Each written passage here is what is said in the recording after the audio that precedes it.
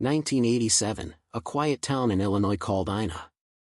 On a cold November morning, a neighbor knocked on the door. No answer. She knocked again. Still nothing.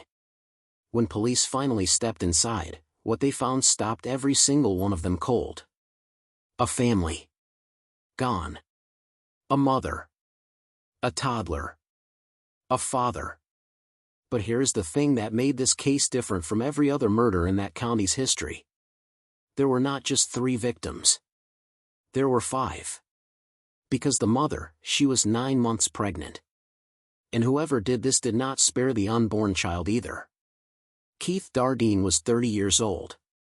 He lived a simple, quiet life in Ina, Illinois, a small town where everybody knows everybody, where nothing ever really happens. His wife Elaine was also 30. 9 months pregnant, days away from giving birth. They already had a little boy named Pete. 3 years old. Full of life. November 18, 1987. Keith left for work that morning like any other day. He never came home. The next morning, when a neighbor grew concerned and police were called, they found Elaine and little Pete inside the house. Beaten to death.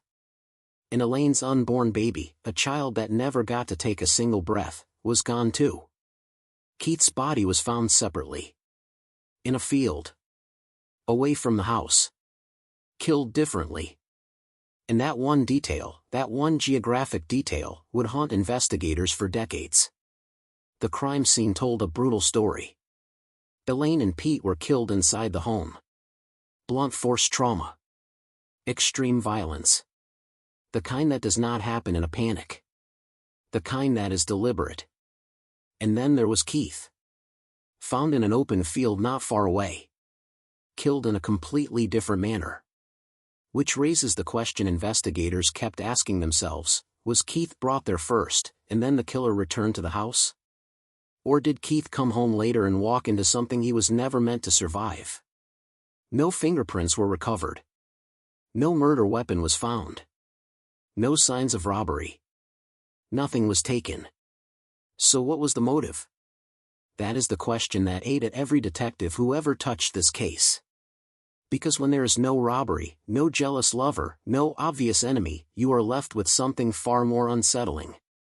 You are left with the possibility that this was done simply because someone wanted to.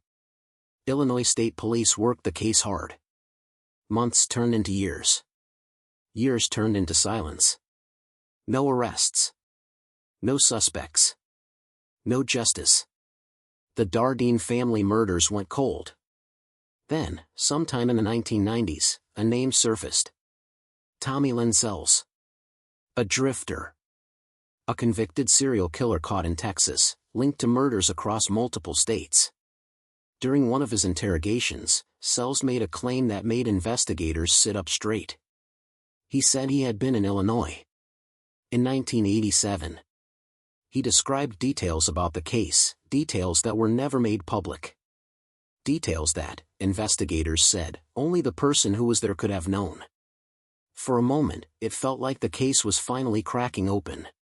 But then Sells walked it back. He was inconsistent. Contradictory. And Tommy Lynn Sells had a history of confessing to crimes and then retracting, a man who seemed to enjoy the power that confessions gave him over investigators. In 2004, Tommy Lynn Sells was executed in Texas for a different murder. He took whatever he knew, or whatever he claimed to know, to his grave. As of 2026, the Dardeen Family Murders remain officially unsolved. No one has ever been charged. No one has ever been convicted. No one has ever been held accountable. And there are questions that simply refuse to go away. Why this family? Keith and Elaine had no known enemies. No debts. No feuds. No drama. So why them? Was this one person or more than one? The level of violence, across 2 different locations, in what appears to be a single night, is that even possible for one individual? Did Tommy Lynn Sells do this, or did he just know enough details to make investigators believe he did? And perhaps the most haunting question of all, Ina was a small town. People talk. People see things. People know things. Is there someone out there, right now, who knows exactly what happened that night and has chosen, for nearly 40 years, to stay silent? Keith Dardeen. Elaine Dardeen. Little Pete, 3 years old. And a baby who never had the chance to be named. 4 lives. 5 souls. Erased on a November night in a quiet Illinois town that was never supposed to be on anyone's radar.